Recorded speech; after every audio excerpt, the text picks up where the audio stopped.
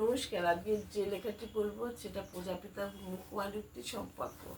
স্বামী স্ত্রী, প্রেমিক প্রেমিকা, মা ছেলে, বাবা মেয়ে, পিতা পুত্র, বন্ধু, এইসব সম্পর্কগুলো দাঁড়িয়ে থাকে বিশ্বাসের উপর। গুরু শিষ্যের সম্পর্কের ভেতরে যদি বিশ্বাস না থাকে, তাহলে গুরুর অভিশাপ সন্তানের জীবন ধূলিসাৎ হয়ে যায়। তাই জন্য সমস্ত সম্পর্কগুলি, আর তাছাড়া সব সম্পর্কগুলো যদি মিথ্যা ঢুকে একবার, তাহলে সম্পর্কগুলো কখনোই টেকে না।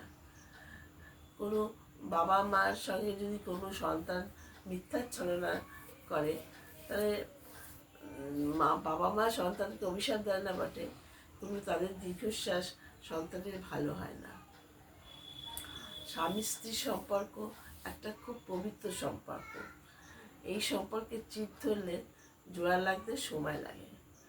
তাই সব সম্পর্কগুলোকেই পালন করতে হয় খুব যত্ন সহকারে।